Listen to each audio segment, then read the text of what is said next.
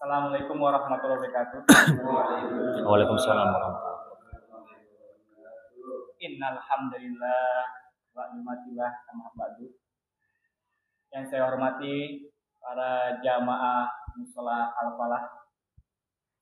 Yang saya hormati Ustadz Ahmad Faisal Rizki yang telah datang ke mushola kami ini dalam rangka acara pengajian mengenai tanya jawab Idul Adha atau mengenai tata cara berkorban. Sebelumnya marilah kita salam dan salawat kita kirimkan kepada Nabiullah junjungan kita Muhammadin sallallahu alaihi wasallam beserta para keluarga dan para sahabatnya.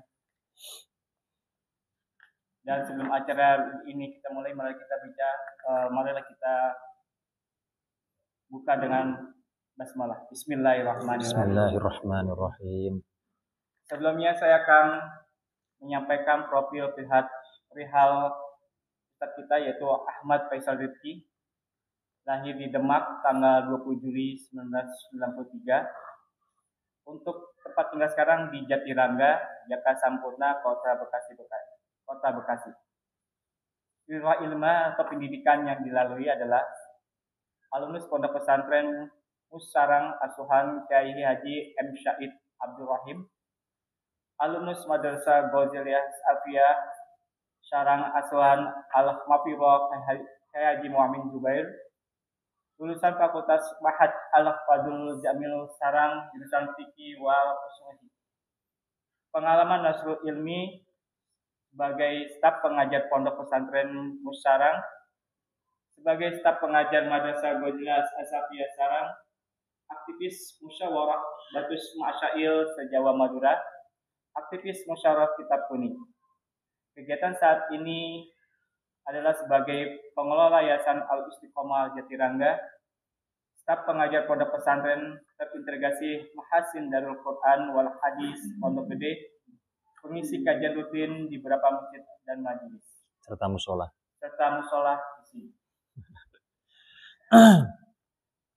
Untuk mempersingkat waktu,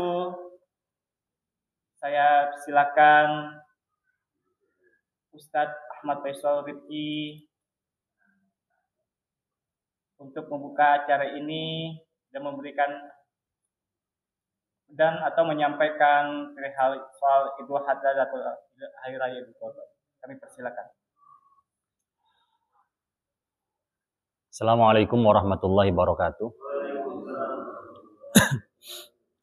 Terima kasih kami sampaikan kepada Mas Tamrin selaku yang akan membersamai saya dalam mengkaji terkait tentang persoalan-persoalan yang ada dalam kurban secara khususnya, dan mungkin yang lainnya nanti juga merembet meluas pembahasannya.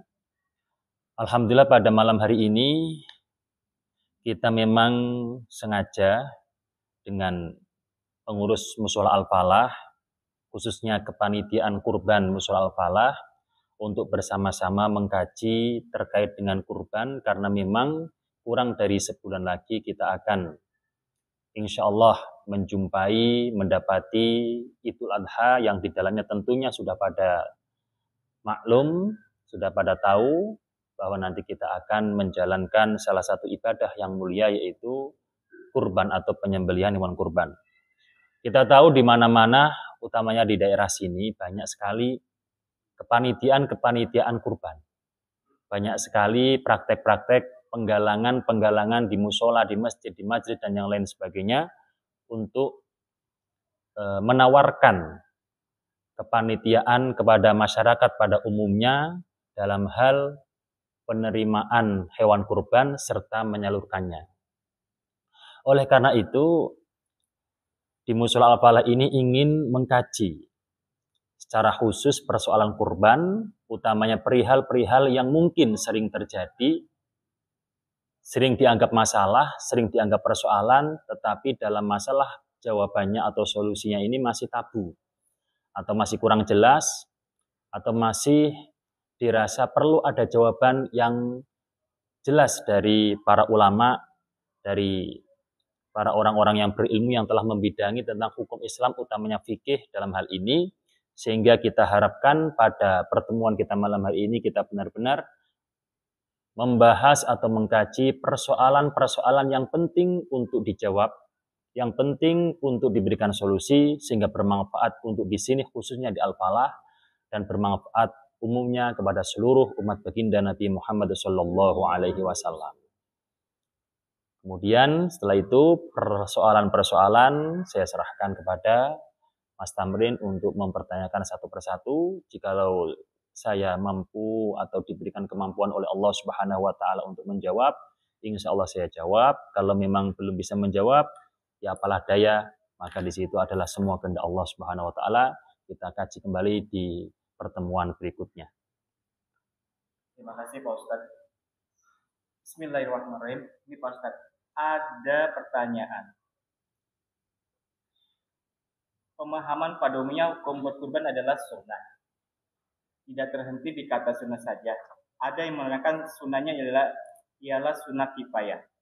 Pertanyaannya adalah, apa maksud dari sunnah kifayah dalam berkurban? Terima kasih.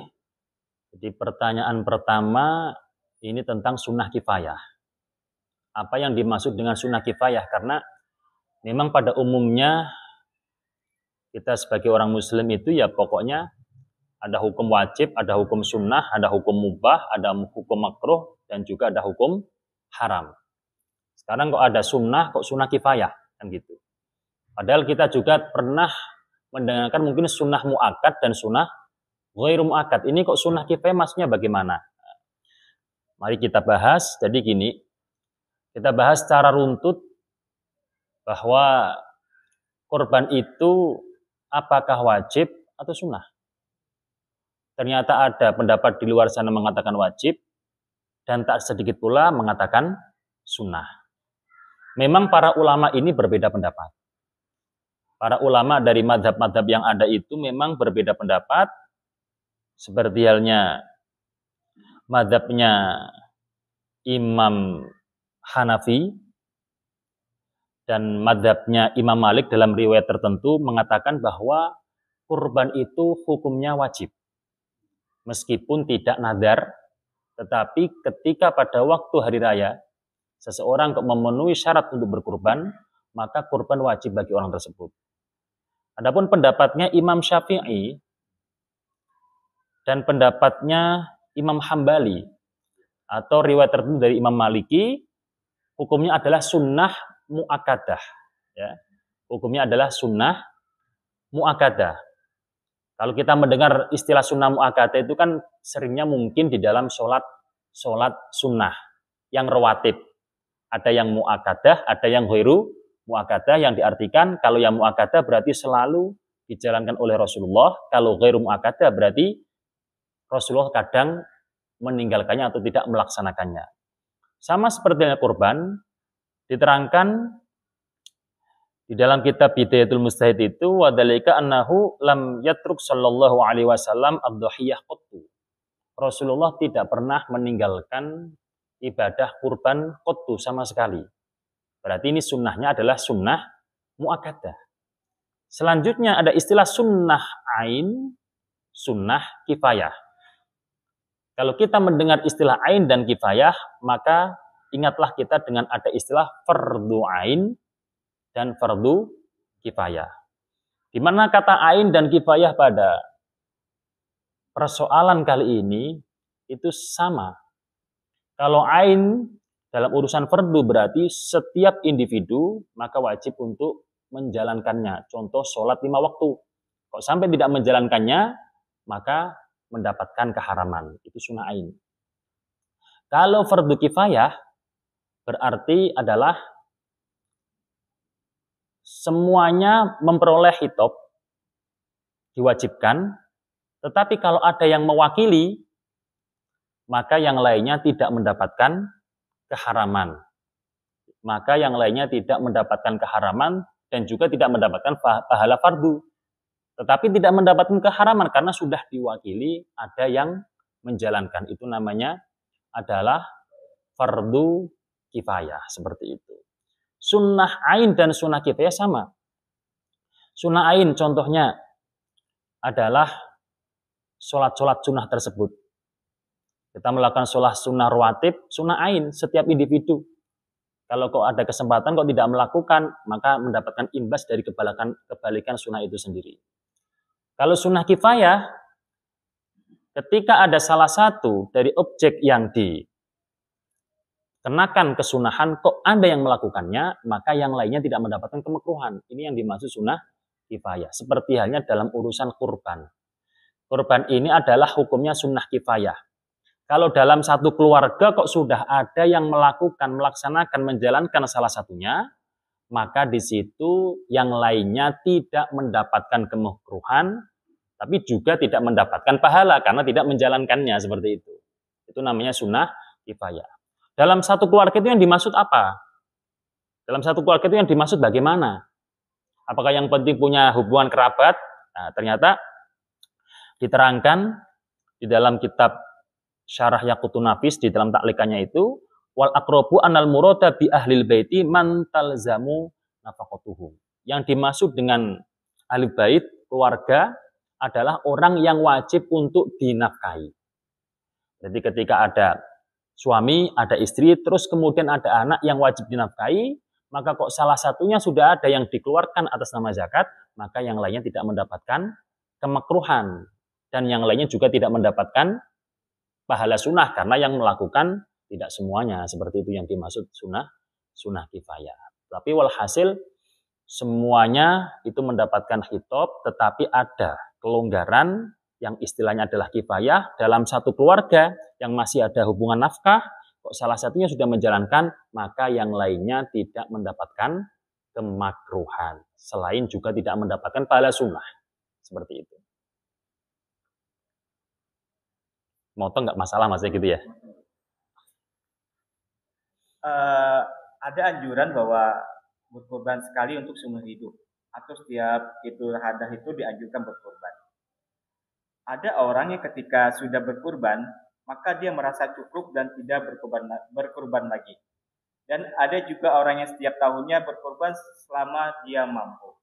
Pertanyaan adalah, sebenarnya tuntutan berkorban itu cukup sekali dalam seumur hidup, atau setiap tahun ada tuntutan berkorban bagi yang mampu, sehingga jika tidak berkorban sehingga jika tidak berkorban maka terkena hukum makruh. Maksudnya apa, Ustaz?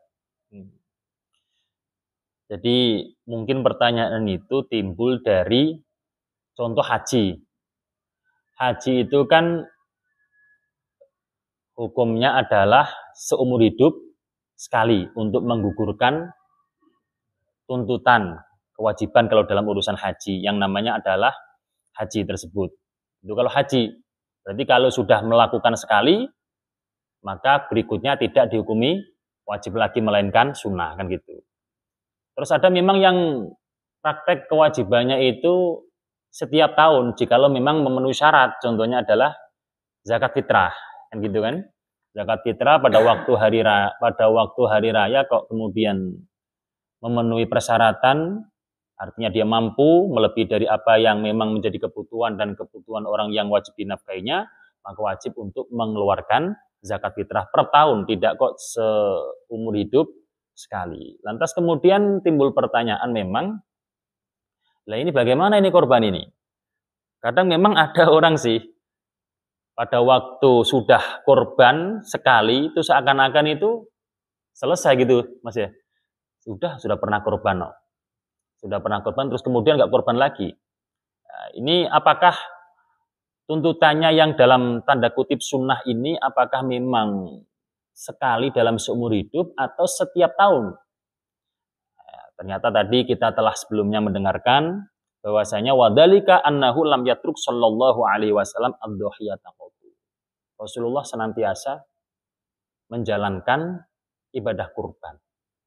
Tidak pernah meninggalkan. Ini berarti suatu bukti bahwa baginda Nabi Muhammad sallallahu alaihi wasallam terus sering menjalankan kurban pada tiap tahunnya. Itu yang pertama. Kemudian di dalam teks-teks ibarat referensi dari para ulama, saya memang sengaja ini mengumpulkan apa itu namanya referensi dari para ulama. Ibarat ini biasanya adalah anak-anak Bahsul Masail.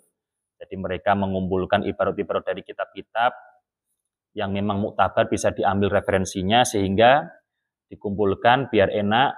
Kalau ada pembahasan yang memang berkaitan tinggal membacakan gitu aja. Jadi dari para ulama menjelaskan bahwa khitab atau yang dikenai kesunahan berkurban sehingga tidak berkurban nanti mendapatkan kemakruhan adalah al-muslimu al-balighu al-aqilu al-khuru al-mustati'u. Dalam tanda kutip di sini adalah al-mustati, orang yang mampu. Orang yang mampu pada waktu kapan? Man yaqdiru 'alaiha fadilatan an hajatihi wa hajati mamulihi yaumal idi wa lailatihi. Pada waktu hari raya Idul Kurban, malamnya dan harinya. Bahkan satu pendapat mengatakan juga mengikut sertakan hari tasyrik. Di hari-hari itu kok memang real. Orang tersebut adalah orang yang mampu dalam arti hartanya melebihi daripada kebutuhan dirinya dan kebutuhan keluarga yang wajib dinafkainya. Ada lebih untuk membeli kambing lah atau untuk membeli hewan kurban yang lainnya. Ada kelebihan, artinya rumah sudah punya. Kalau yang dia waktunya punya rumah sudah pantas lah rumahnya. Kalau memang dia butuh kendaraan sudah ada, sudah cukup. Kebutuhan sudah cukup, hartanya lebih. Maka di situ dia terkena khitab menjalankan kesunahan kurban. Kalau tidak, maka dia mendapatkan kemakruhan. Kalau ikut pendapat yang sunnah. Kalau ikut pendapat yang lebih ketat lagi, wajib, malah di situ hukumnya dia mendapatkan keharaman. Jadi berarti kesimpulannya, setiap tahun tepatnya pada waktu hari raya kurban, kok dia mampu, hartanya melebihi daripada apa yang menjadi tanggungan dirinya dan keluarganya, maka dia terkena khitab untuk menjalankan sunnah berkurban. Seperti itu. Enggak kok cukup setahun atau seumur hidup sekali. Ya, silakan. Sunnah kurban atau kurban wajib sama kurban sunnah. Nah, itu bedanya apa, Ustaz? Dan satu lagi, kalau ada kolektif sapi gitu, kan 7 orang. Nah, di dalamnya tuh ada tercampur, mungkin ada ini memang yang sunnah kurban atau yang satu lagi kurban wajib atau kurban sunnah. Itu boleh. Ya. Terima kasih. Tadi ada istilah kurban sunnah, kurban wajib, kan gitu. Kita masuk dalam satu pendapat. Kalau kita pendapat yang kemudian kurban wajib, ya kan? Pendapat kurban wajib seperti tadi yang saya terangkan di awal, ya udah. Itu berarti kan semuanya wajib, gak ada istilah sunnah. Sekarang kita masuk dalam pendapat yang mengatakan kurban sunnah. Pendapat yang mengatakan kurban sunnah itu ada praktek gambaran kurban menjadi wajib, yaitu apa? Dengan adanya nadar. Nah, dengan adanya nadar. Nadar itu apa? Diterangkan oleh para ulama, iltizamu qurbatin ghairi lazimatin bi asli syar'i. Mewajibkan amal ketaatan yang secara asal muasal hukum syara itu tidak wajib.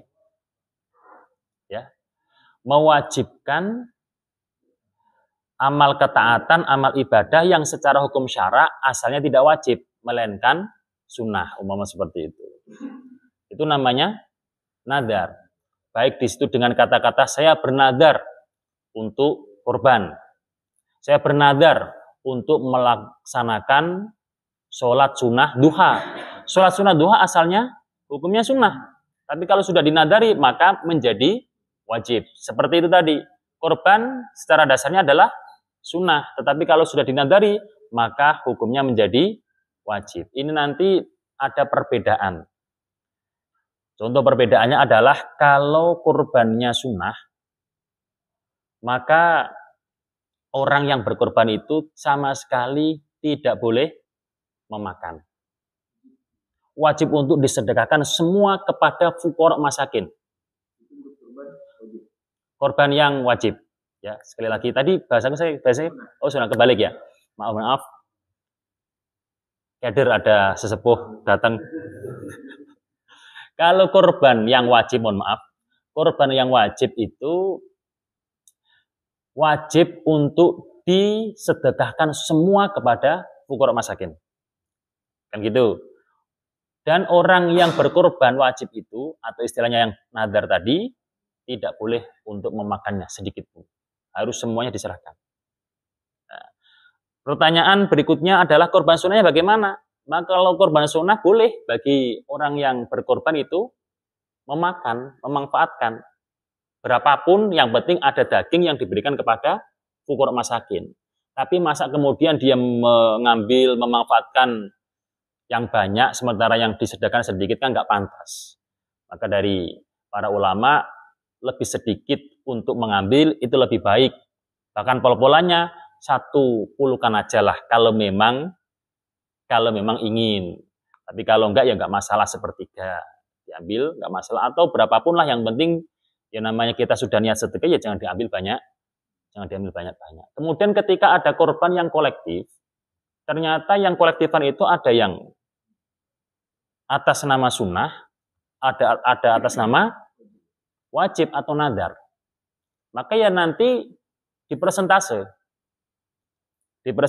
umpama ada 1/7 atau 1 orang yang korban wajib, maka pembagiannya ini harus benar real, minimal 1/7 lebih ya harus diberikan kepada fuqara masakin. Dan orang yang berkorban wajib ini tidak boleh untuk diberikan daging tadi. Boleh kalau memang di situ bercampur. Kira-kira ini bercampur nggak? Bercampur kan? Yang pertama tadi kan nggak boleh sebenarnya dia untuk memakan korbannya kan? Tapi ini kan bercampur kan? Boleh. Jika memang dimungkinkan tidak memakan bagiannya. Tapi kembali lagi kata-kata boleh seperti ini sebaiknya dihindari. Ya, kata-kata ya boleh ini sebaiknya dihindari. Umpama toh panitia ingin mengasih karena sebagai wujud supaya ada ikatan yang baik lah atau bagi-bagi korban, jangan dikasih daging yang itu, kasihlah daging yang lain sembari ada penjelasan supaya yang korban itu paham. Seperti itu jawabannya. Ada lagi Ustaz. Jika kita berkorban itu lebih afdolnya berdasarkan hukum fikih kita sembelih sendiri atau kita serahkan ke panitia kurban. Baik, terima kasih. Alhamdulillah saya juga dalam pertanyaan ini ada ibaratnya. Kalau ada ibaratnya kan enak, saya tidak gabrul, tidak sembarangan untuk menjawab. Sebaiknya disembelih sendiri atau diwakilkan gitu ya, atau diserahkan kepada panitia. Sebelum masalah penyerahan kepada panitia, artinya dikaitkan dengan kepanitiaan kurban, kita membahas tentang dasar terlebih dahulu, sebaiknya disembelih sendiri atau diwakilkan atau diamanahkan kepada yang lain. Diterangkan wa yusannu ayat baha ar-rajulu binafsihi. Sunnahnya itu enggak wajib loh. Sunnahnya itu kalau memang di situ orangnya adalah laki-laki, disembelih sendiri. Ada qaid in ahsana. Jika memang dia bisa dan baik dalam penyembelihan. Bisa dan baik dalam penyembelihan. Kadang bisa tetapi nggak baik. Contohnya apa? Dia tidak tahu batasan-batasan minimal atau batasan-batasan yang sunnah dalam praktek penyembelihan.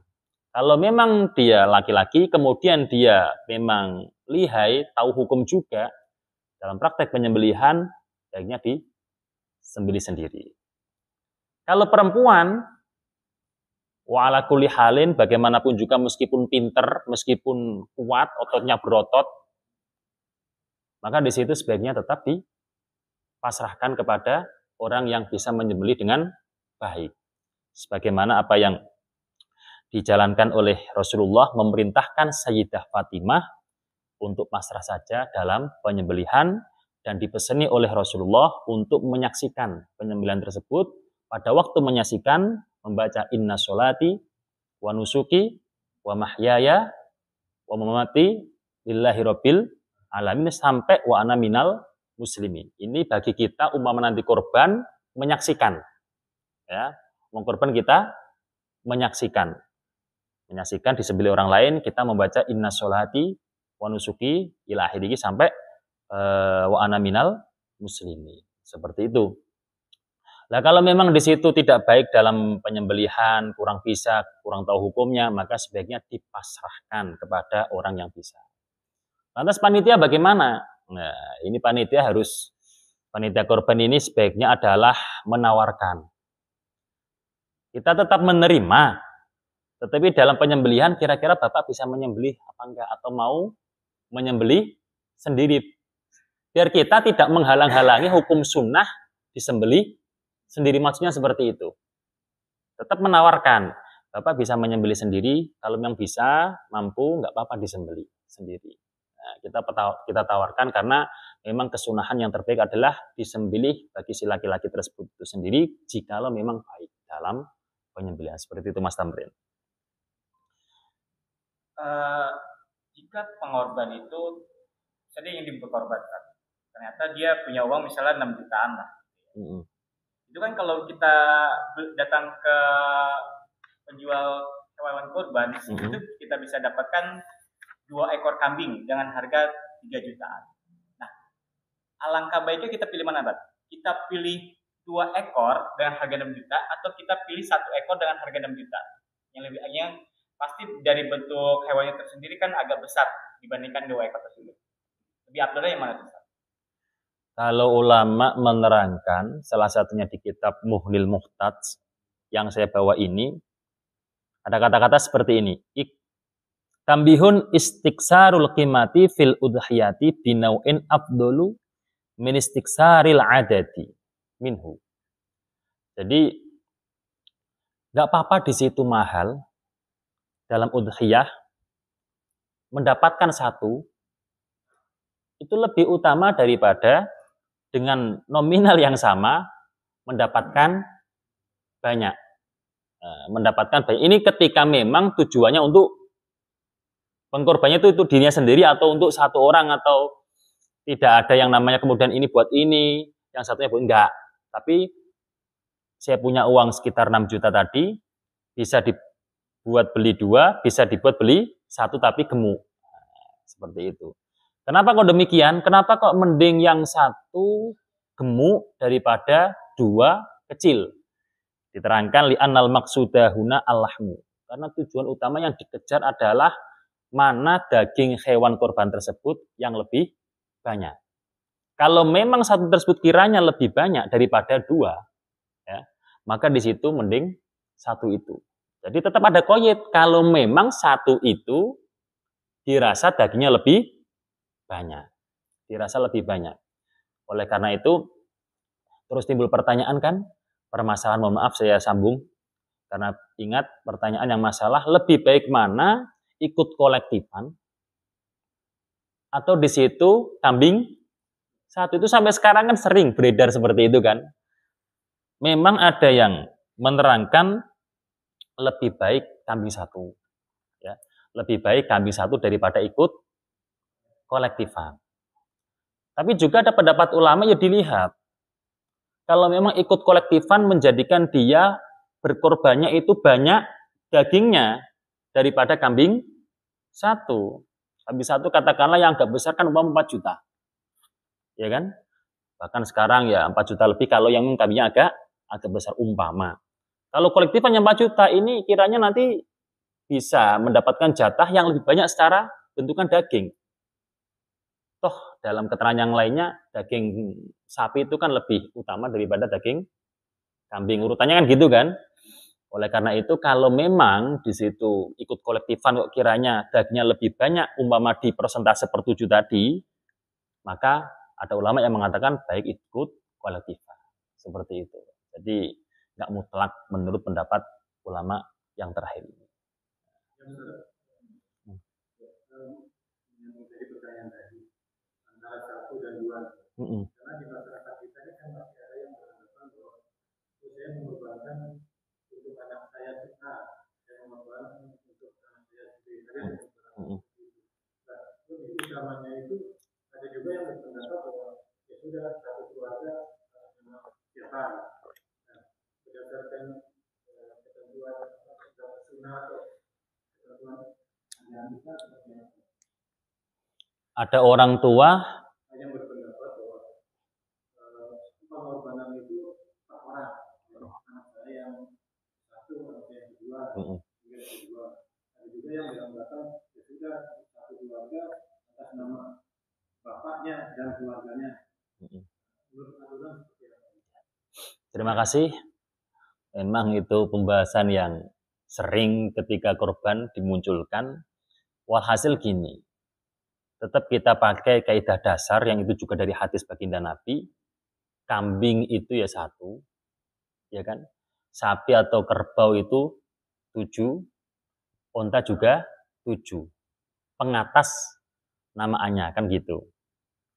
Lantas kemudian itu kan dulu kan pernah Rasulullah Shallallahu Alaihi Wasallam beliau berkorban atas nama beliau sendiri dan atas nama seluruh umatnya baginda Nabi Muhammad Shallallahu Alaihi Wasallam kan gitu kan. Mengambil itu kan berarti kan ya boleh. Kemudian korban 1, kemudian atas nama kan banyak. Wong Rasulullah juga menjalankan. Ya jangan melihat cuma hadis itu dong. Wong hadis yang lain juga jelas Rasulullah pada prakteknya itu ya kambingnya ya 1 untuk 1 orang, ya kan? Terus sapi, unta itu ya untuk 7 orang. Maka hadis yang menerangkan Rasulullah berkorban atas nama beliau sendiri dan seluruh umatnya itu diarahkan atas namanya tetap Rasulullah, tapi pahalanya untuk seluruh umat baginda Nabi Muhammad Shallallahu Alaihi Wasallam. Yang artinya kita juga mendapatkan pahala dari apa yang telah dikorbankan Rasulullah jikalau memang kita mati dalam keadaan husnul khotimah menjadi umat baginda Nabi. Dari pemahaman seperti ini, ketika ada korban di dalam satu keluarga 1 untuk semuanya, kok korbannya kambing, maka kita arahkan praktiknya mestinya 1 kambing atas nama siapa, pahalanya ditasyrek. Pahalanya itu untuk bersama, tapi nanti ini tunggangannya yang di atas namakan tadi. Seperti itu. Kalau yang lainnya ingin mendapatkan tunggangan juga, kalau dalam hatinya kan matoyakum kan, ya harus korban juga. Seperti itu Bapak. Maka memang itu menjadi perdebatan. Itu kan Rasulullah seperti itu. Coba deh cari hadis yang lain. Dan ulama itu rata. Kalau ulama madhab itu di situ praktiknya semuanya seperti itu. Kalau memang ada hadis yang seakan-akan 1 kambing kemudian digunakan untuk lebih dari 1 orang, maka itu diarahkan pada praktiknya tasyrik fitsawab, menyekutukan masalah pahalanya, masalah pengatasnamaannya tetap 1, seperti itu. Jadi kalau memang dalam 1 keluarga ya kalau mampu ya sebisanya ya 1 kalau mampu. Miliarder lah, apa itu nama jutawan, masa cuma 1 kambing kan ya. Iya. Atau 1 sapi keluarganya 7 langsung kan enak kan gitu. Seperti itu. Ada lagi Ustaz. Selama ini kan kita berkorban dengan daging ya, dengan penyembelihan hewan, sapi atau kambing. Nah, jika suatu saat yang dibutuhkan masyarakat itu uang, boleh nggak kita berkorban dengan uang? Berkorban dengan uang. Dengan uang. Iya. Contohnya dibutuhkan masyarakat. Butuhnya uang lah gitu. Pada waktu COVID itu dulu ya? Iya, benar. Pada waktu COVID, karena memang COVID itu butuhnya uang, tidak daging, yang penting bisa beli beras gitu ya? Iya. Maka di situ bagaimana kalau korbannya dengan menggunakan uang, itu bolak-balik sih dibahas. Kalau memang ada permasalahan-permasalahan tertentu yang menjadikan kita butuh uang, ngapain kita daging, kita uang aja lah bisa beli beras kan gitu umpama. Bahkan pada waktu COVID juga ada yang mencuatkan hal semacam itu. Kembali lagi kita harus mengetahui teks dalil, kemudian penafsiran para ulama.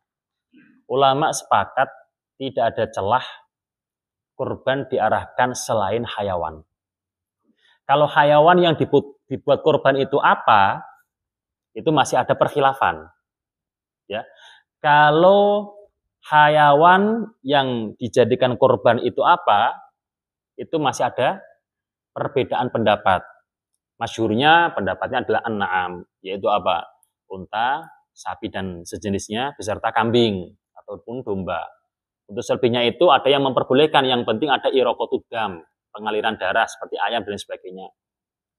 Tidak ada satupun madhab atau pendapat ulama yang memang bisa dibuat pegangan menggunakan uang dengan dalil apapun, karena tujuan dari utama tadhiyah adalah tata'allaku bil hayawan. Hanya berkaitan dengan hayawan, tidak bisa digantikan dengan yang lain. Ternyata terus kemudian diterangkan, seingat saya dalam kitabnya Syekh Izzuddin bin Abdussalam, yang kemudian beliau disebut Sultanul Ulama, kitab Qawaidul Ahkam itu, coba 1 tahun aja, umpama tidak ada penyembelihan massal pada waktu hari kurban. Kayak apa membludaknya kambing ataupun sapi. Dan itu rawan menimbulkan penyakit yang sehingga menjalar pada umat manusia. Itu hikmah. Dan itu hikmah. Oleh karena itu secara garis kesimpulan tidak ada pendapat ulama yang memperbolehkan uang. Ulama yang benar-benar muktabar. Bukan ulama-ulama yang terlalu bermanuver yang aneh-aneh, mohon maaf. Berbeda halnya kalau di situ sedaqatul fitri atau zakatul fitri, masih ada celah ulama yang memperbolehkan uang meskipun itu tidak mayoritas dari madhab. Masih ada celah karena ada istilah satu hajatil fakir, untuk menutupi kebutuhan orang fakir.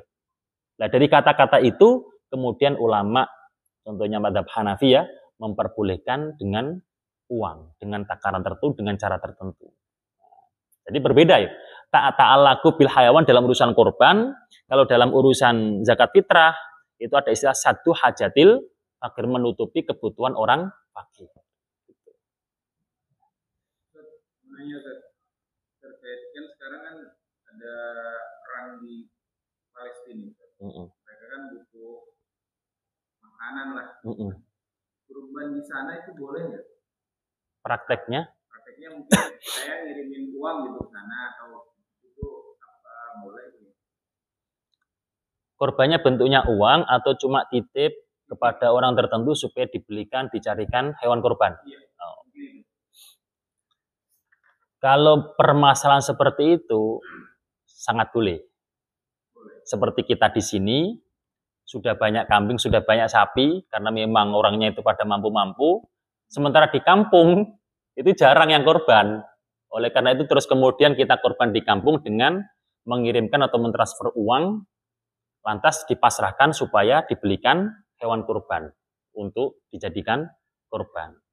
Dan itu dulu juga kejadian seperti itu, bahwa ada pertanyaan-pertanyaan seperti itu, kewajiban atau orang yang lagi di Mekah, orang Jawa lagi di Mekah pada waktu musim haji, ternyata prakteknya umpama kurban di kampungnya dengan mentransfer uang, atau sebaliknya umpama yang di kampung kurban di Mekah dengan mengirimkan uang. Bagaimana itu?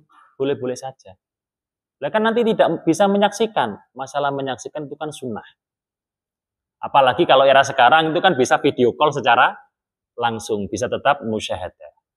Jadi itu tidak masalah, diperbolehkan. Selama di situ prakteknya dalam bentuk kurbannya tetap adalah hayawan. Bukan kok bentukannya adalah uang langsung dibagikan. Gitu. Ada pertanyaan lagi, Ustaz. Ini di luar dugaan kita, misalnya ternyata ketika kita sembelih hewan itu sedang hamil gitu. Nah, itu hukumnya apa tuh, Ustaz? Kalau berdasarkan fikih. Kalau misalnya ternyata hewan kita sembelih itu hewan kurbannya adalah sedang hamil. Berarti yang dikorbankan itu hewan yang perempuan ya, betina ya? Benar. Kalau korban dengan hewan yang betina, itu kan secara hukum fikih kan boleh-boleh saja. Tetapi yang lebih baik adalah jantan, kan gitu kan? Karena memang jantan itu dagingnya itu kan lebih banyak daripada yang betina. Lantas bagaimana ketika korban dengan hewan yang hamil? Itu di dalam Fathul Mu'in dan syarahnya kitab I'anatul Thalibin sudah dijelaskan, saya juga membawa referensinya ini.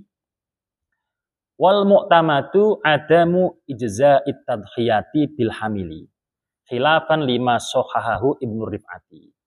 Menurut pendapat muktamad, pendapat yang dipegang atau pendapat yang kuat, tidak mencukupi menyembelih hewan kurban dengan bentukan hewan kurban yang hamil atau sedang hamil.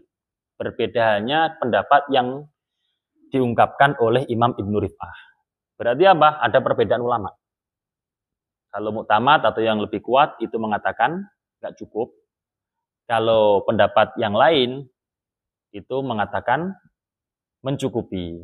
Nah, oleh karena itu terus kemudian apa ini yang menjadi alasan dari para ulama? Kok ada yang mengatakan tidak mencukupi, kok ada yang mengatakan mencukupi?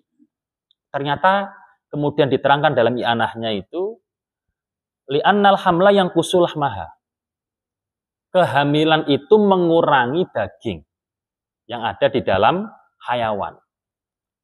Sementara kecacatan-kecacatan yang sampai mengurangi daging maka menjadikan hewan kurban tidak sah untuk dijadikan kurban, kan gitu. Terus bagaimana pembelaan Imam Ibnu Rif'ah? Kata Imam Ibnu Rif'ah ya enak-enak aja jawabannya. Itu kan sudah digantikan sama jabang bayinya kan gitu. Itu kan sudah digantikan sama jabang bayinya. Tapi tetap ini yang apa itu nama yang Ibnu Rif'ah ini dirot. Tapi kan ya beda daging yang bentukan jabang bayi sama daging yang biasanya itu beda. Kita yang menjadi pembahasan selanjutnya adalah umpama panitia mendapati seperti itu. Taunya setelah disembeli. Apakah terus kemudian kita wah ini nggak cukup ini. Nah, kan kita kan menjadikan apa itu namanya yang korban kan malah tambah wah gimana malah nggak enak semua. Maka kita harus arif, bijaksana. Wah tetap cukup ada pendapat Imam Ibnu Rif'ah. Nah, kalau memang belum kejadian membeli atau belum kejadian penyembelihan, ya kalau bisa sih jangan yang apa itu namanya yang hamil seperti ini, nanti malah ada pendapat yang tidak mengesahkan. Jadi perbedaan ulama ini kita terapkan sesuai dengan kondisi yang menjadikan masyarakat itu tetap tenang, tetap tentram dalam menjalankan ibadah. Kalau memang di situ sudah kejadian, ikuti pendapat Imam Ibnu Rif'ah. Kalau memang belum kejadian, arahkan jikalau mampu supaya semua pendapat ulama mengatakan sah. Itu lebih hati-hati. Ya, silakan. Dari tadi kita membahas masalah hewan kurban. Artinya kita berasumsikan berkurban itu harus dengan hewan yang sudah ditentukan antara sapi, jenisnya, kerbau, unta dan kambing. Sebenarnya ada persyaratan tertentu ya untuk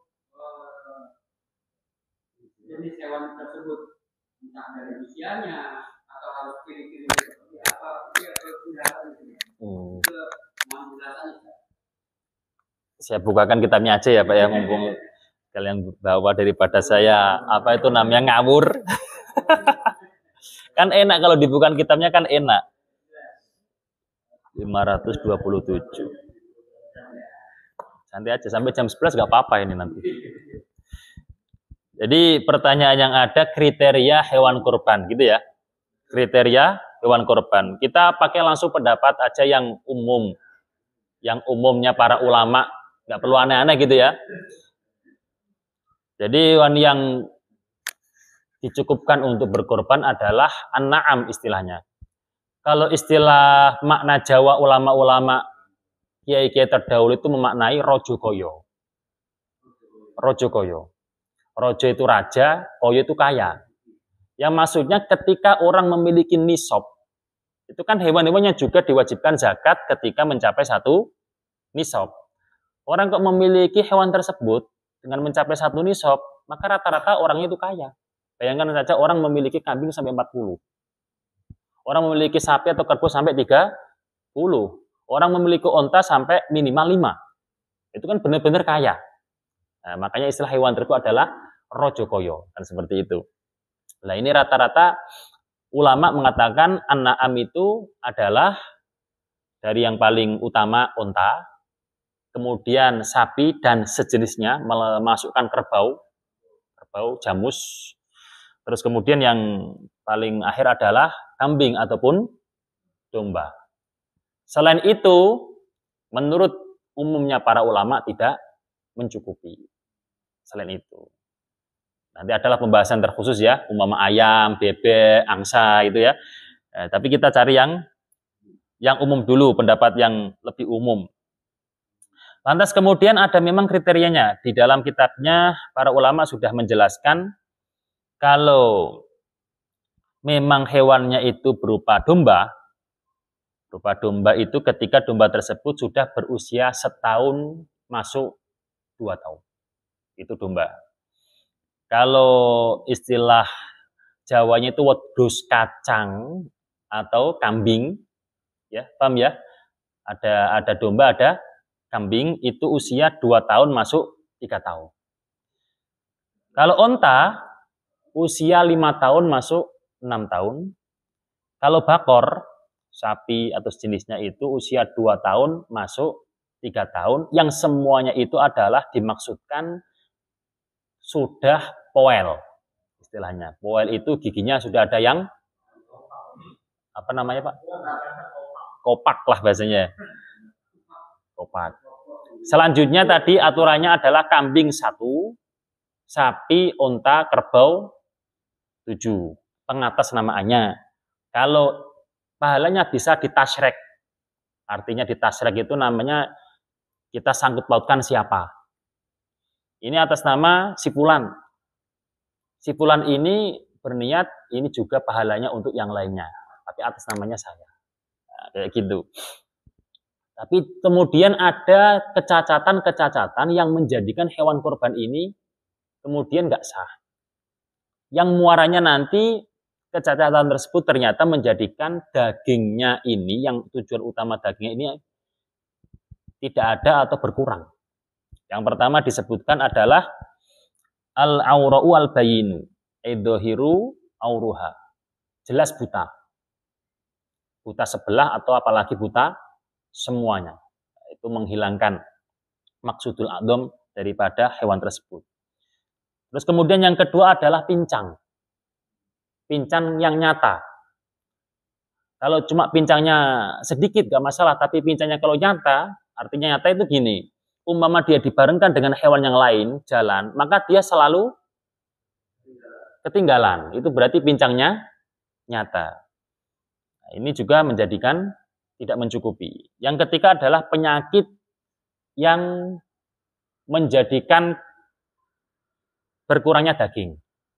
Nah, itu apa? Penyakit apapun yang menjadikan berkurangnya daging. Makanya ada penyakit hewan yang cacingan dan sebagainya, sampai mengurangi daging atau merusak daripada daging itu sendiri, maka itu tidak mencukupi. Dan yang keempat adalah sangat kurus sampai sumsumnya itu kelihatan, maka itu tidak mencukupi. Dari penyakit-penyakit itu adalah utamanya tidak mencukupi karena maksudul adom minal lahmi, dagingnya itu berkurang pada umumnya di hewan tersebut. Terus kemudian ada lagi tidak mencukupi ketika telinganya terpotong atau dilahirkan tanpa telinga. Makanya ini panitia harus jeli nih. Kalau memang nggak ada telinganya berarti itu mohon maaf, kan gitu kan. Wal maqtu'atu dzambi, dan tidak mencukupi ketika ekornya tidak ada atau ekornya terpotong. Nah, itu maka kalau panitia jangan cuma datang, wah, kalau memang nggak mencukupi menurut pemahaman kita ya kita harus berani menerangkan. Kalau nggak jadi ya nggak masalah, diarahkan ke panitia yang lain ya monggo, kalau memang menerima tanggung jawabnya kan gitu lah. Kita kan mau berhati-hati seperti itu, Bapak. Iya. Ini belum selesai. Sudah? Sudah. Terkait tadi kan hewan itu kan nggak boleh cacat. Nah, pada saat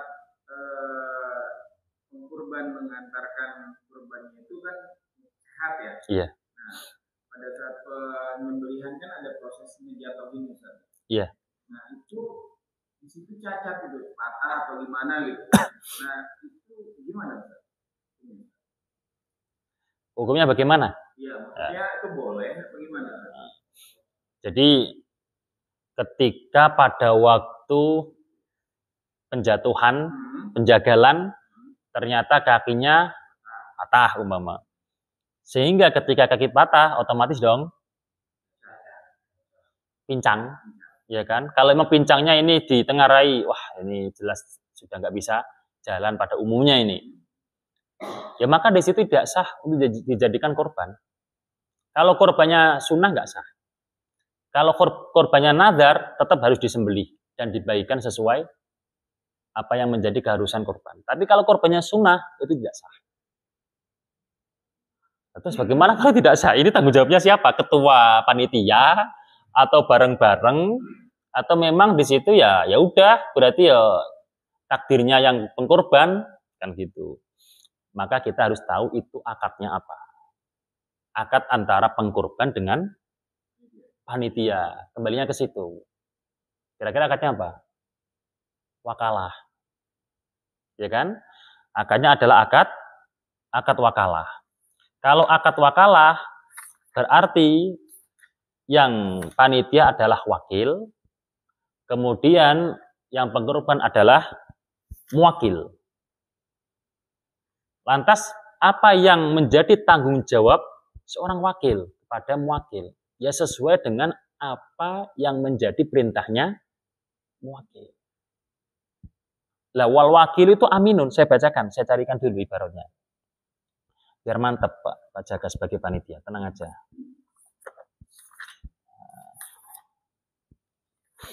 Wal wakilu aminun. Wakil itu adalah pengemban amanah. Fima yaqbiduhu wa fima yasrofuhu. Di dalam apa yang telah diterima oleh dirinya dan nanti akan ditasarufkan. Wala yatmanu al-wakilu illa bitafriti fima wukila fihi. Seorang wakil tidak ganti rugi. Nah, seorang wakil tidak ganti rugi kecuali sebab dia tafrid. Tafrid itu ada bentuk kecerobohan. Ada bentuk lalai. Apa itu kecerobohan? Nah, ini beda-beda sesuai dengan persoalan yang dihadapi. Contoh, umpama pada praktek panitia tertentu ini, ternyata dari panitia ini dalam hal siapa yang menjagal, siapa yang menjatuhkan ini ngawur. Orangnya aut-autan. Paham nggak maksudnya? Ro'an bersama, seperti kita mau menjagal, bisa nggak kira-kira? Artinya kan kita tidak punya keahlian, gitu loh maksudnya. Panitia ternyata ya udah pokoknya nanti kita bareng-bareng lah loh. Itu namanya idza wusidal amru fantadiri sa'ah. Idza wusidal amru ila ghairi ahli fantadiris sa'ah. Ketika suatu perkara dipasarkan tidak pada ahlinya ya nanti ya akan timbul keguncangan. Kan gitu. Kalau memang terus kemudian panitia ini menyuruh orang sembarangan. Tidak pada orang yang ahli. Kalau ada apa-apa panitia bertanggung jawab. Kan gitu. Atau di situ perjanjiannya adalah penyembelihnya di hari Id. Ternyata diundur tanpa pemberitahuan kepada si muwakil.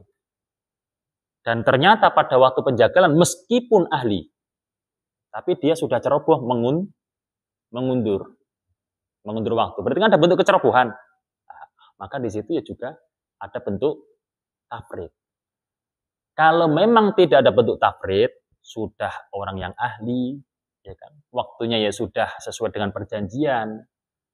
Tiba-tiba ada bledek umpama. Tiba-tiba ada bledek atau kesamber umpama, yaitu kan berarti panitia tidak, karena sudah di luar kendali. Maksudnya seperti itu. Makanya kita harus hati-hati karena kita itu pengemban amanah. Oleh karena itu berarti siapa yang jagal ini benar-benar kita orang yang tahu, ahli.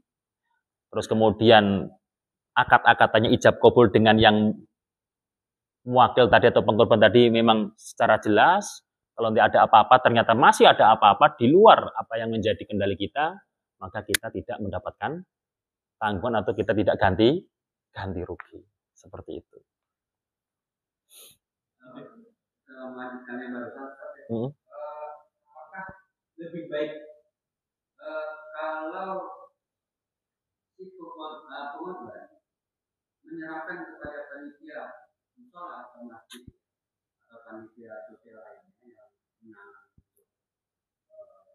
Korban. Apakah kita baiknya dibikin tertulis dengan si pengorban atau lisan saja saya serahkan saya berkorban untuk nama saya misalkan atau atas nama orang saya atas nama anak saya itu apa cukup lisan aja apa lebih baik tertulis gitu biar lebih enak buat panitia. Nah caranya. Iya, terima kasih atas pertanyaannya. Alhamdulillah kalau tahun kemarin dari saya sebagai panitia yang di Istiqomah, masjid di lingkungan saya itu, saya buat tertulis sebagai bentuk ijab kabul. Dan nanti juga ada bentuk ijab kabul yang kemudian dibaca, kemudian disaksikan ataupun yang lainnya, atau tertulis saja yang penting sudah tahu. Karena apa? Kalau kita secara lisan, ya kan berarti wong itu kadang kan yang kolektifan banyak, atau nanti malah, ya kalau kemudian fresh juga ingat. Kadang ada yang nggak keingat. Kalau ditulis itu lebih simpel, ya. Kalau ditulis itu lebih simpel. Contoh di sini, saya memasrahkan kepada panitia kurban Masjid Al Istiqomah umpama atau nanti Musola Al Falah sebagai berikut. Yang pertama niat, sudah pasrah selesai. Penyembelihan serta orang yang ditunjuk panitia untuk menyembelih, berarti terserah panitia sudah pasrahkan. Pembagian kurban termasuk panitia nanti orang-orangnya itu mendapatkan atau sebagai penerima. Berarti nanti kan panitianya kalau sudah dapat izin, dia mengambil bukan atas nama muwakil, tapi atas nama sudah dibagikan kepada mustahik. Nah, seperti itu. Umpama dimasak ya nggak masalah. Umpama dijual kalau memang panitianya ada yang fakir, ya nggak masalah. Jadi permasalahan yang dijual itu masalah. Itu kalau memang praktek yang jual itu masih berdasarkan wakil menjalankan amanah muwakil, paham nggak? Jadi kan wakil ini kan kayak muwakil kan, ya nggak boleh jual, nggak boleh menjual apa itu namanya kulitnya. Itu permasalahannya di situ, ibarat-ibarat yang ada. Nah, tapi kalau sudah ada izin nanti panitia itu bagaimana orang-orangnya juga mendapatkan, ya berarti sudah keluar dari hak muwakil. Kemudian jatah saya sebagai pengkorban diserahkan kepada panitia. Jatah saya sebagai pengkorban. Artinya dari yang berkorban ini memasrahkan. Mau dikasih berapa terserah. Lantas yang awal tadi juga disebutkan korban sunnah, apa korban wajib itu juga diperjelas. Atas nama siapa? Orang yang masih hidup atau orang yang meninggal dunia. Walhasil paling enak adalah ditulis. Ya. Nanti kita bisa rembukan bersama. Kalau memang nanti ditulis, nanti saya insya Allah ya susunkan. Utamanya juga biar lebih mantep, kita nanti juga tuliskan amalan-amalan untuk orang yang berkorban. Nah, seperti tadi, pada waktu umpama yang korban itu tidak menyembelih, menyaksikan ini bacaannya inna sholati wa nusuki. Pada waktu sudah masuk tanggal 1 Dzulhijjah jangan memotong rambut, memotong kuku. Lah itu kan menjadikan orang yang berkorban ini tambah mendapatkan ilmu dan bisa menjalankan lebih marem gitu maksudnya. Paling enak ditulis, tanda tangani, selesai. Kalau punya ijazah atau menjangan boleh nggak berkorban? Menjangan. Ijazah atau menjangan? Kalau dalam ibarat-ibarat yang ada nggak ada, Pak. Kalau dalam ibarat-ibarat yang ada nggak disamakan dengan kambing ataupun domba. Kuda juga enggak ada. Kalau kuda. Nanti ada sungguhnya. Nah, kalau menyambung itu kan, kalau misalnya ada mengatakan ulama bahwa ayam atau bebek itu bisa untuk berkurban. Itu menurut Ustaz bagaimana? Iya. Jadi memang ada ulama ada ulama yang memperbolehkan kurban dengan menggunakan ayam atau bebek atau sejenisnya. Ya, saya bukakan sebentar. Sehingga saya di sini 824.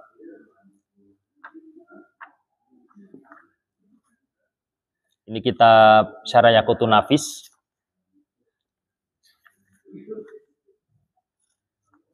Ya.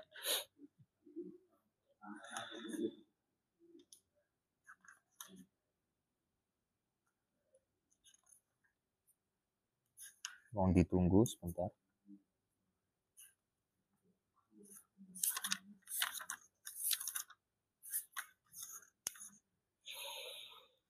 Bismillahirrahmanirrahim. Wa inda ibni Abbasin annahu yakfi fil udhiyati iraqatud dami walau kana asghara minad diki wa hujjatu ibni Abbas hadisul bukur ilal jumu'ati wa man roha fis sa'atir rabi'ati fa ka'annama qarraba dajajah intaha. Memang kan dalam redaksi yang lain diterangkan maksudul adhami adalah iraqatud dam. Tujuan utama berkorban itu pada waktu penyembelihan itu memang ada pengaliran darah, kan gitu.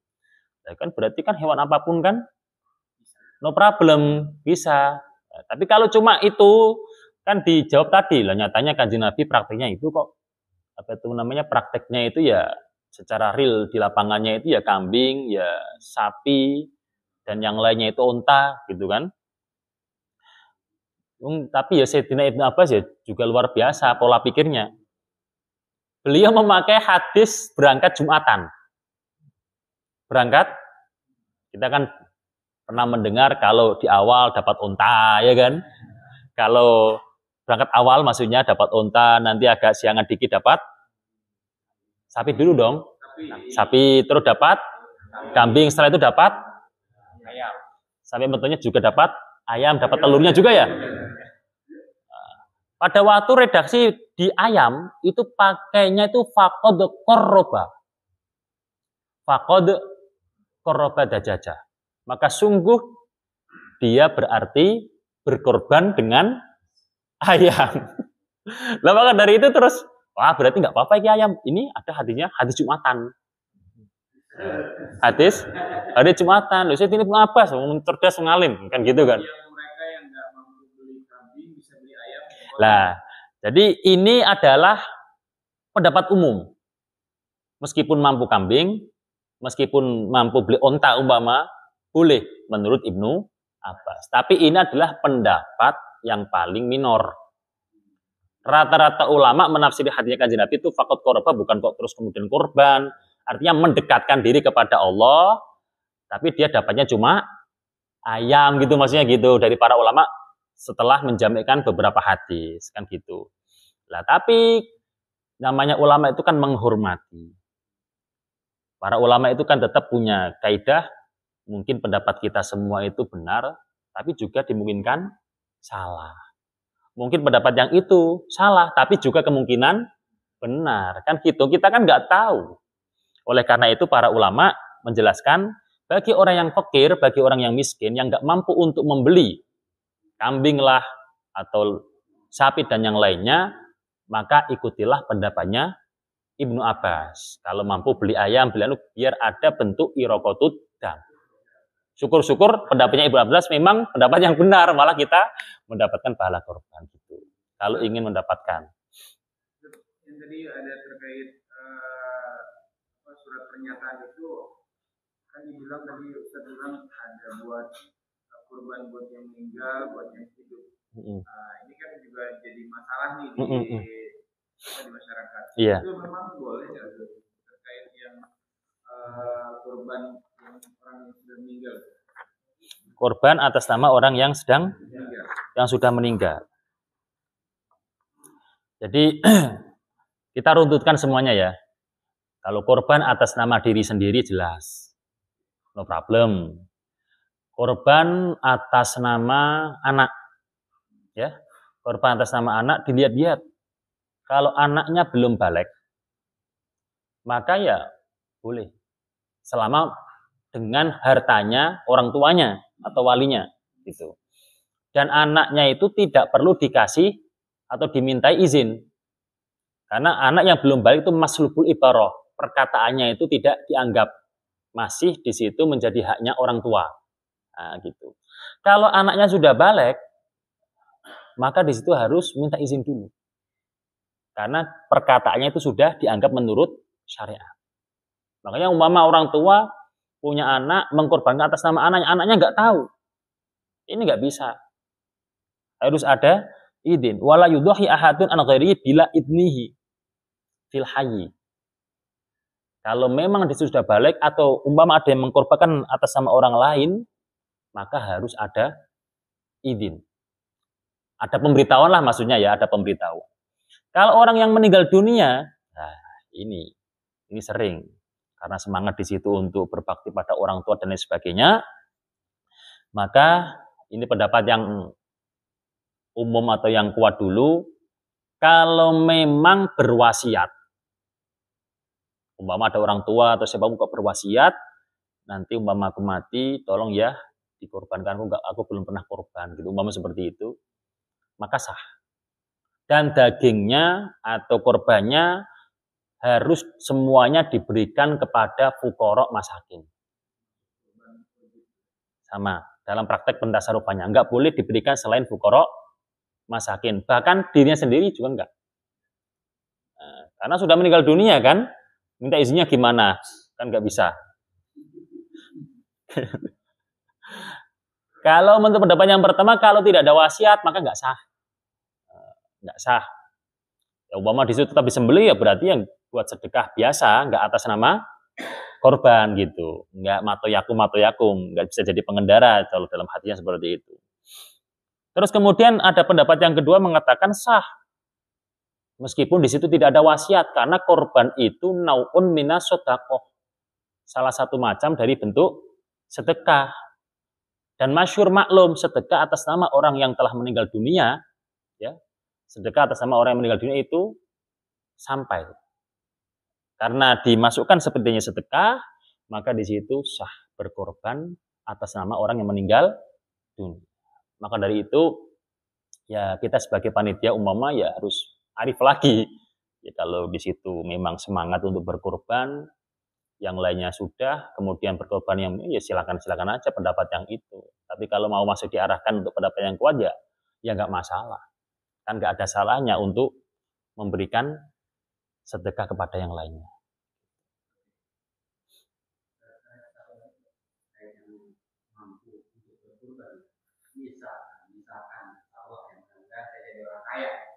Amin. Tapi sudah paham belum yang dimaksud kaya dalam hal ini? Maksudnya dari segi materi lah. Misalkan saya akan berkorban karena sudah sering melihat ada anak buah atau karyawan saya rumah dia tidak mampu. Saya mau memberikan biaya korban kepada karyawan saya tersebut gitu. Itu gimana hukumnya? Terus Bapak nggak berkorban sendiri? Ya saya sudah berkorban untuk memberikan kepada panitia korban. Terus karyawan saya mau korbanin juga dari saya gitu. Cuma saya serahkan dulu ijabnya kepada karyawan saya. Tolong kamu berkorban, ini uangnya dari saya. Itu gimana hukumnya? Bagus dong. Bagus. Lawang di situ tiba-tiba diserahkan kan tetap harus izin, ya kan? Lah ini ya udah ini kamu buat korban, ya nggak masalah. Kalau dia menerima ya dijalankan. Kalau kemudian menerima nggak dijalankan ya berarti dia itu kan khianat gitu aja kan? Itu nggak masalah, bagus Pak. Yang Ustaz. Terkait karyawan Ustaz ya. Karyawan. Ini kan di kantor kan sering melaksanakan kurban ya. Iya. Mungkin kayak uang CSR gitu ya.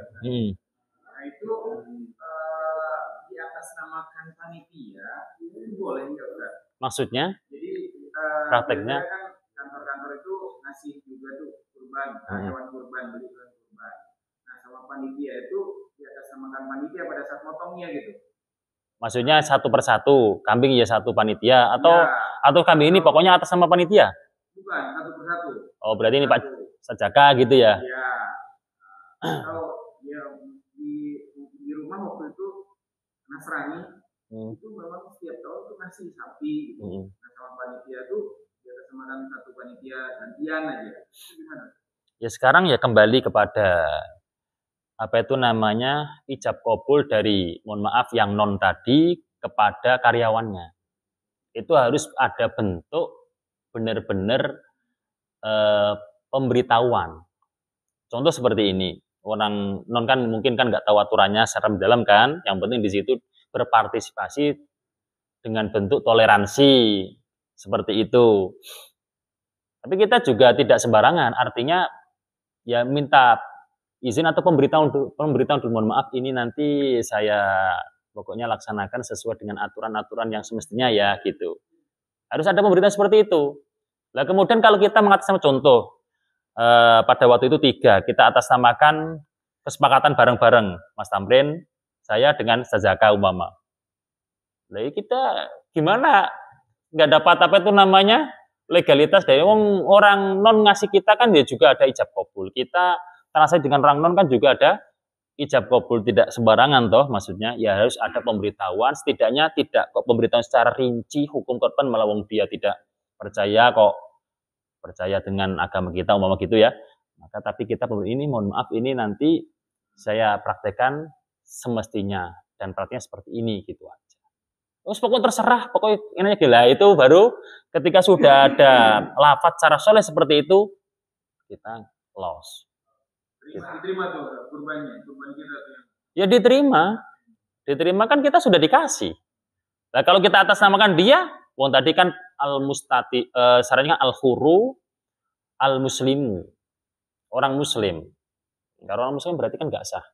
Gitu. Ini nyambung lagi Ustaz. Dalam berorganisasi atau lembaga itu ada tradisi kita kolektif gitu, bukan kolektif ya kita ngumpulin uang tapi untuk niatnya untuk berkorban gitu. Tapi kalau dihitung itu kan kalau misalnya kita niat berkorban kan misalnya 1 kambing, ya kan? Atau misalnya kita 1 hewan sapi itu 7 orang gitu ya. Nah kalau ini kita kolektif nih, kita kumpulin donatur ada yang misalnya 10.000, 100.000 kita kumpulkan lalu kita berikan untuk hewan korban. Nah ini sudah jadi tradisi deh kayak di organisasi sekolah-sekolah atau lembaga ya itu. Hukumnya apa Ustaz? Hukumnya jadi korban apa enggak gitu ya? Iya. Sementara kita tahu tadi kambing 1, sapi, kerbau, unta 7 gitu ya. Iya. Itu gimana itu kan? Ya kembali kepada dasar tadi. Dalam praktek pengatasnamaannya itu gimana? Jangan cuma mengejar pada waktu korban nanti ada bentuk mayoran kambing, mayoran sapi. Harus tetap dengan cara-cara yang telah diatur oleh syariat kan gitu. Kembali kepada yang awal tadi, kalau kemudian memakai bahasa Nabi Allahumma hadza an Muhammadin wa ummati Muhammad, terus kemudian memberikan pemahaman berarti boleh untuk banyak orang tidak hanya 1 atau 7, bahkan umpama terus diarahkan 1, 7 itu untuk yang apa itu namanya yang khusus-khusus atau yang lebih utama, ini buktinya ada. Sudah saya terangkan di awal tadi itu adalah diarahkan tasyrik fi tsawab, menyekutukan atau membersamakan supaya yang lainnya juga dapat. Kalau dalam iuran tadi memang ya enak juga santri atau murid atau siswa-siswi jumlahnya katakanlah 300. Yang iuran 50 ribuan umpama, kan ringan, ya kan? Sudah dapat kambing berapa, mau sapi berapa kan? Tapi kembali kepada awal. Pengatasnamaannya atas nama siapa? Kalau atas nama 1 atau 7 tadi dengan ketentuan yang ada, dan yang lainnya, semua murid itu juga dikasih tahu. Dikasih tahu yang artinya izin.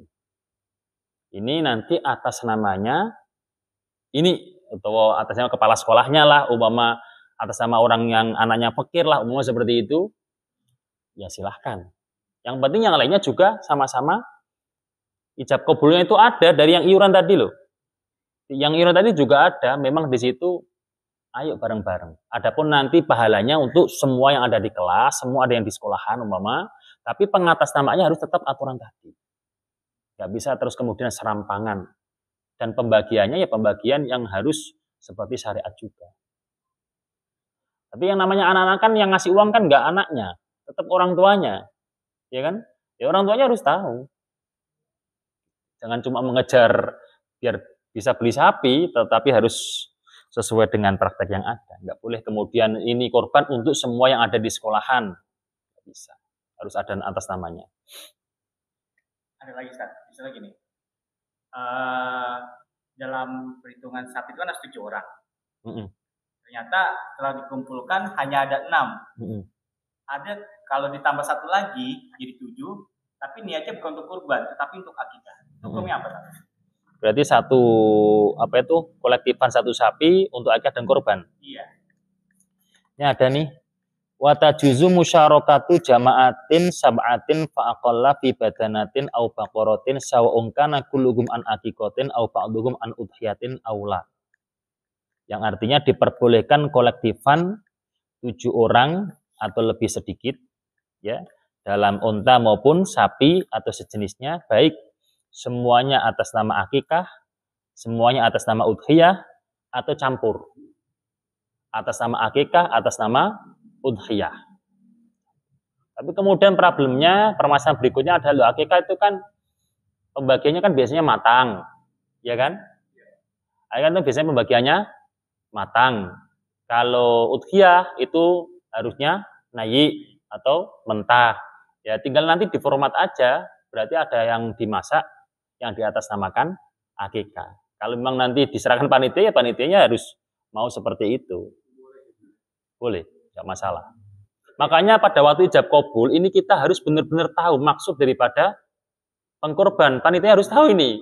Ini atas nama korban, atas nama akikah, atas nama sunnah atau atas nama wajib, atas nama siapa, orang yang meninggal atau orang yang masih hidup, sudah izin apa belum, ini harus benar-benar tahu dari panitia itu supaya tidak salah mentasarufkan gitu maksudnya. Kalau pada saat dekat kurban ini Idul Adha itu harusnya kurban dulu atau akikah dulu atau digabung, maksudnya ini kurban juga dengan satu kambing itu. Sekarang akikah untuk siapa? Dan korban untuk siapa? Mungkin untuk saya buat yang kurban itu. Kadang kan ada orang tua mengakikahkan anak. Cuma kan anak ini ternyata sudah besar. Ya kan? Atau mungkin ada orang yang akikah untuk dirinya sendiri, dianya sudah kelebihan besar, artinya sudah tua, belum akikah. Kan gitu kan ada. Terus ternyata dia sebenarnya itu orang yang pas-pasan. Yang sebenarnya dalam hukum itu tidak ada kewajiban, tidak ada kesunahan udhiyah. Nah, itu kan kita harus benar-benar tahu dulu tasawurnya dari permasalahan atau persoalan itu apa. Memang kemarin juga saya ditanyakan, saya punya anak, ini lebih baiknya itu akikah apa kurban. Soalnya uang saya cukup hanya untuk membeli 1 kambing atau untuk kolektifan 1. Untuk anaknya sudah balik. Dalam akikah itu kan kesunahan bagi orang tua itu terbatas sampai balik. Kan gitu kan? Kesunahan akikah disematkan kepada orang tua itu terbatas sampai balik. Kalau sudah balik, maka beralih kepada si anak itu sendiri. Kalau mau mengakikah silahkan, kalau enggak ya urusannya enggak masalah. Untuk orang tua berarti nanti prakteknya adalah dia memberikan suatu sedekah atau hadiah kepada anaknya supaya dia bisa akikah. Kan gitu. Makanya kalau pada waktu korban ya kembali pada tadi. Pada waktu korban itu akikah sebenarnya tidak wajib. Karena anaknya sudah balik umpama ya. Akikah kok wajib? Apa sunnah? Sudah tidak sunnah. Tidak ada tuntunan akikah.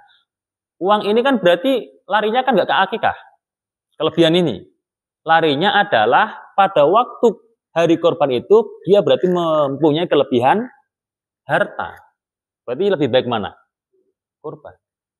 Kalau memang prakteknya seperti itu.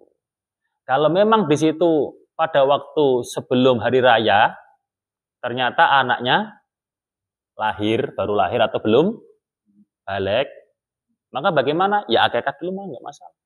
Daripada nanti nunggu tahun depan sudah balik umpama, ya kan gitu umpama. Apa digabungkan aja?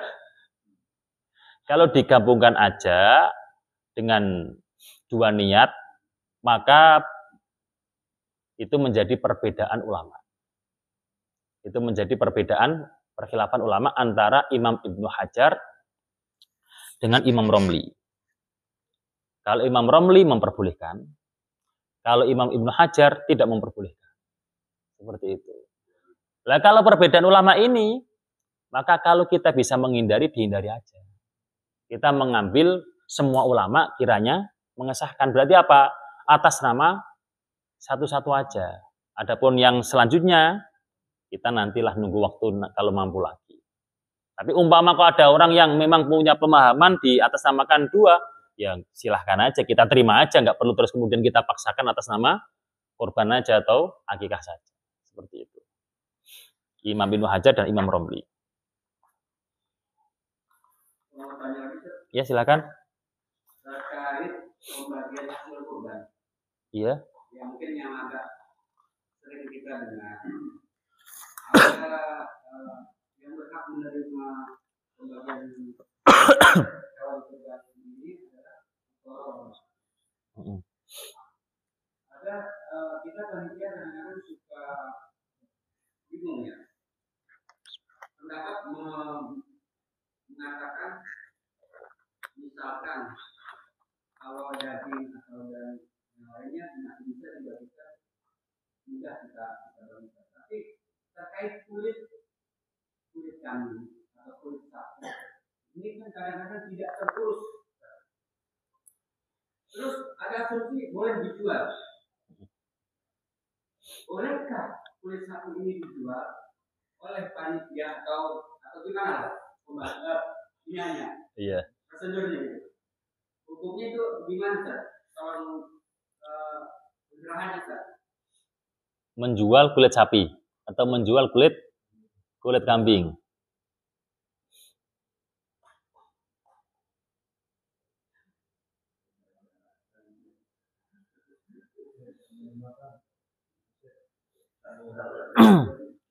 Permasalahan kulit memang sering timbul karena panitia nggak ingin ribet ya. Daging banyak ngapain ngurusi kulit kan gitu. Mending dijual aja kemudian dibuat konsumsi bareng-bareng kan gitu kan ya. Ibarat referensi para ulama itu permasalahan tidak diperbolehkan menjual daging kambing, tidak boleh menjual kepala kambing atau kulit kambing ataupun kaki kambing, sapi, unta ya. Maksudnya seperti itu. Itu kan mudhohi, orang yang berkorban. Disematkan untuk mudhohi, orang yang berkorban. Lah panitia ini posisinya di mana? Dia atas nama mudhohi, yang artinya dia tadi kan wakil. Wakil itu gini, apa yang menjadi posisi mudhohi, maka menjadi posisinya wakil. Kalau memang mudhohi tadi mewakilkan ya, kan seperti itu.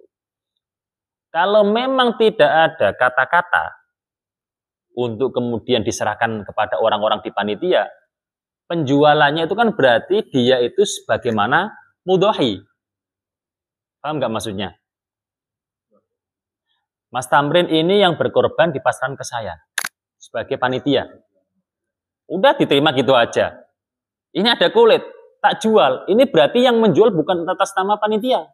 Bukan atas nama saya, panitia memang yang menjual, tapi ternyata atas nama Mas Tamrin atau mudhohinya, karena tidak ada nanti kulitnya untuk jatah untuk orang-orang yang di panitia. Bukan atas nama membayar loh, bukan atas membayar. Bagaimanapun juga nggak atas nama pembayaran. Untuk bayar panitia nggak, ya panitia sebagai mustahik orang-orang di panitia itu. Nggak boleh kalau seperti itu. Nah, kalau tadi makanya di ijab qabul pertama tadi, kalau memang di situ sudah ada bentuk pemberitahuan nanti kulitnya untuk orang-orang yang di panitia ya. Nah, orang panitia kira-kira kaya semua atau ada yang miskin? Gitu kan? Ya berarti yang jual yang miskin aja. Dari ketuanya masakan ini kamu silahkan gitu aja. Seperti itu Pak kalau masalah penjualan kulit. Memang ada pendapat yang memperbolehkan. Ada pendapat yang memperbolehkan seperti halnya pendapatnya Imam Hanafi. Dijual tetapi tidak boleh diganti uang. Barter berarti kan? Barter. Diganti apa itu namanya, es degan atau apa, itu boleh. Imam Atta memperbolehkan menjual kulit korban dengan iwat apa aja. Kalau Imam Atta boleh. Memang ada pendapat juga, saya pernah dengar, itu menurut Imam Ahmad bin Hambal. Jikalau kulit itu banyak, nggak keurus, daripada nggak ada yang memanfaatkan, boleh dijual. Seperti itu. Walhasil, paling enak tadi di awal ijab kabulnya, kalau sudah ada bentuk penyerahan, maka dia menjualnya atas nama dirinya sendiri, bukan atas nama muwakil. Ijab kabul itu penting. Nah, jika panitia ngambil jatah daging kurban, tapi untuk dimasak lalu dimakan bersama. Nah, itu seperti apa, Ustaz? Sama seperti tadi. Jadi kan gini, wakil kalau wakalahnya mutlak, paham nggak? Wakil kalau wakalahnya mutlak itu gini, pasrah bongkoan. Pasrah bongkoan nih kadang kan, mohon maaf, menyerahkan korban, panitia menerima gitu aja. Nggak ada kata itu, namanya wakalah mutlak, pasrah bongkoan. Kalau pasrah bongkoan ini siapa sih bahasa Indonesianya? Pasrah mutlak, tidak ada koyit, berarti pasrahnya itu cuma penyembelian. Nggak menjalar masalah, kemudian dia panitia boleh mengambil. Nggak boleh mengambil kalau pasrah bongkoan. Harus dibagikan semua. Panitia nggak boleh mengambil kalau pasrah bongkoan. Wakalah mutlaqah. Karena kalau wakalah mutlaqah, keterangan yang ada adalah berarti cuma wakalah dalam urusan penyembelihan. Sehingga harus ada namanya ijab kabul yang jelas. Kalau sudah ada ijab kabul, ini nanti panitia boleh nggak meminta jatah. Lah itu sudah. Kalau sudah meminta jatah, diambil lah, terserah atau dimasak yang monggo. Kan gitu. Nanti ya juga bakalan dimasak, kan sudah ditamaluk oleh panitia. Sekali lagi saya mengedepankan dalam diskusi ini itu apa? Di awal itu kita ijab kabulnya itu sekiranya itu jelas. Supaya kita menjalankannya itu tidak cari-cari pendapat ulama yang keberapa gitu, maksudnya seperti itu. Ya.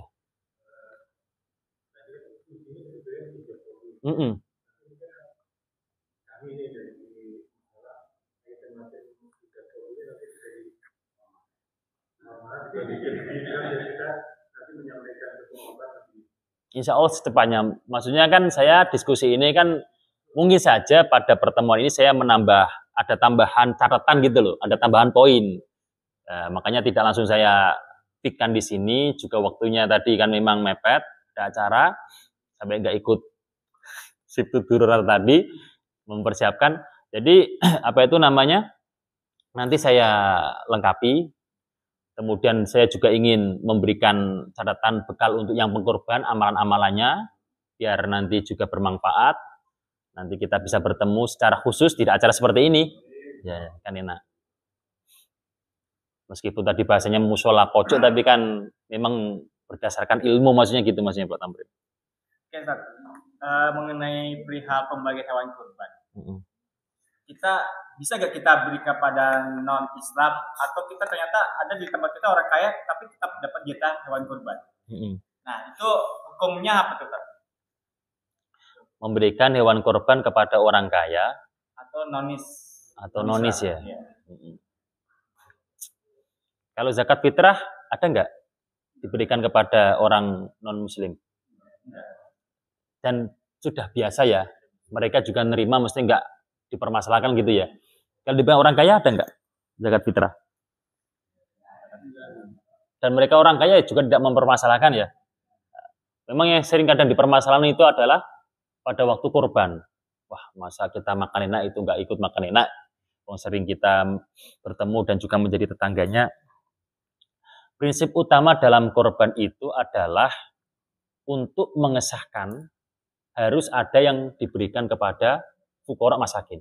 Untuk mengesahkan. harus ada yang diberikan kepada fuqara masakin dari yang berbentuk daging. Dari yang berbentuk daging. Terus Islam dalam urusan kurban lebih longgar. Karena irfaqul lil muslimin. Dia fatun minallah lil muslimin. Yaitu apa? Untuk memberikan kegembiraan kepada seluruh orang Islam. Jamuan dari Allah untuk seluruh hambanya Allah yang beriman. Maka di situ diperbolehkan juga diberikan kepada orang kaya. Cuma bahasanya beda nanti. Kalau orang yang fakir, miskin, itu tamlik. Kalau orang kaya, bahasanya ibahah. Itu beda. Bahasa tamlik, maksudnya adalah sudah diserahkan. Terserah kamu buat apa. Kamu makan ya silahkan. Kamu jual dibuat pentol ya silahkan. Itu kalau orang fakir, miskin. Karena bahasanya tamlik. Memberikan kepemilikan. Itu orang fakir miskin. Kalau orang kaya, itu bahasanya cuma ibahah. Ibahah. Ibahah itu sama seperti dalam praktek menjamu tamu. Penjamuan tamu. Diyafah. Artinya apa? Hanya memperbolehkan. Maka tidak boleh orang kaya ketika menerima kurban dijual. Tidak boleh. Harus dimanfaatkan untuk makan dan yang lainnya. Tidak boleh dijual karena nggak tamlik. Cuma yowis kita yang miskin makan, silakanlah yang kaya juga makan. Ingat dong, yang kaya juga bagi-bagi dong, mau makan seperti itu kan Pak ya. Itu yang permasalahan di orang kaya boleh, tapi jangan sampai mengesampingkan kepada yang sedikit kembali kepada yang masak tadi. Jangan terus kemudian satu kambing dimasak semua. Nanti malah khawatir nggak ada yang dibayar secara nayi gitu loh. Ya, menang benar untuk panitia, tapi kan kita kan juga harus yang dibaikan. Kita pretel-pretel lah. Mana gitu ya. Terus